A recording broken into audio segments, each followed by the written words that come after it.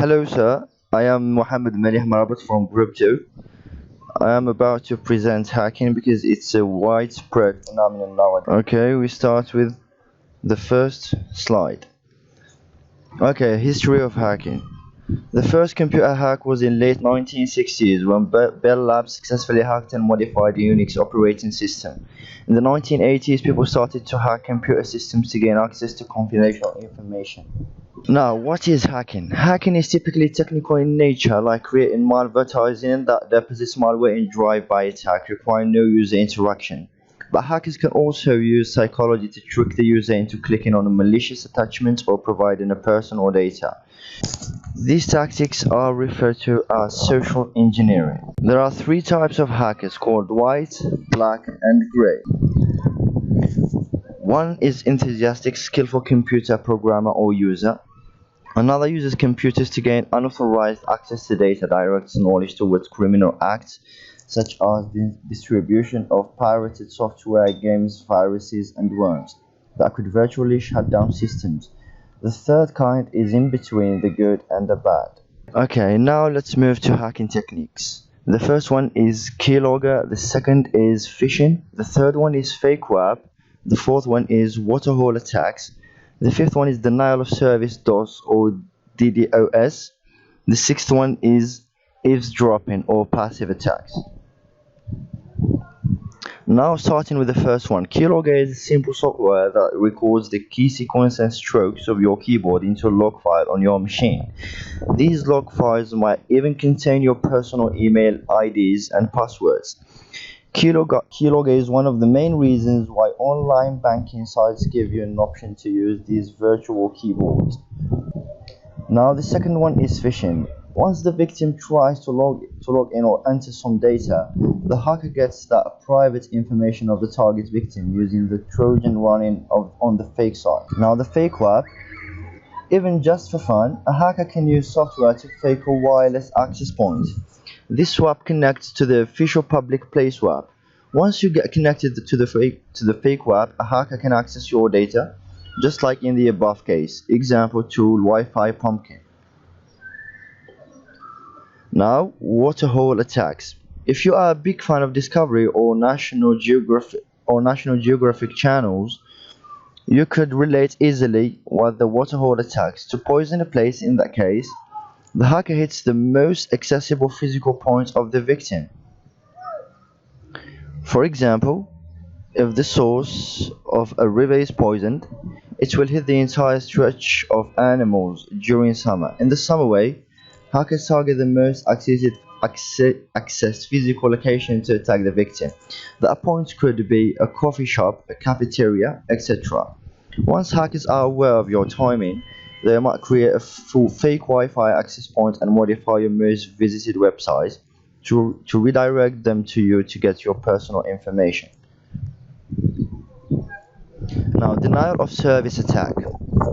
A denial of service attack is a hacking technique to take down a server by flooding that site or server with a lot of traffic that the server is unable to process all the requests in the real time and finally crash down. For DDoS attacks, hackers often deploy botnets or zombie computers which have got the only work to flood your system with request buckets.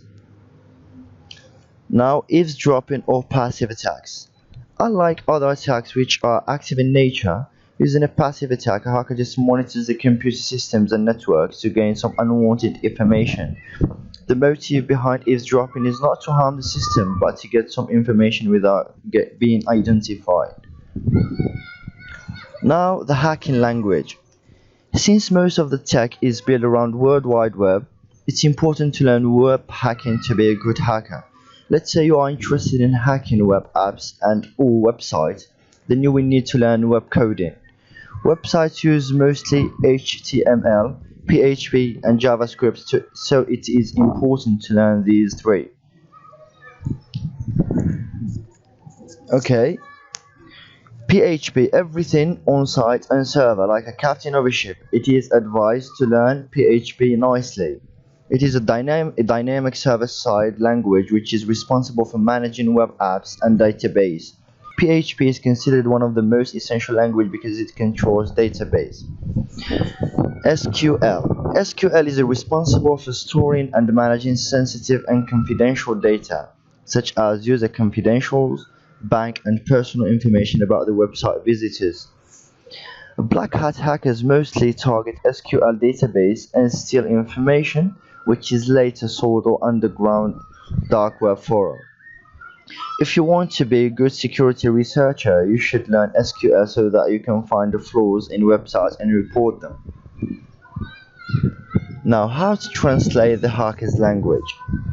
1 refers to I or L, 3 refers to E, 4 means A, 7 refers to T, 9 represents G, 0 represents O, and the $sign represents S, and this line represents I or L, slash represents N, and this V represents M, S represents Z, Z represents S, F represents PH, PH represents F, X represents CK, and CK stands for X.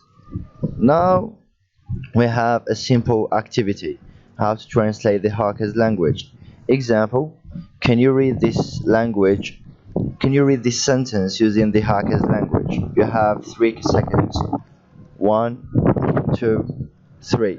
And the answer is, I did not hack this page. It was like this one I hacked in.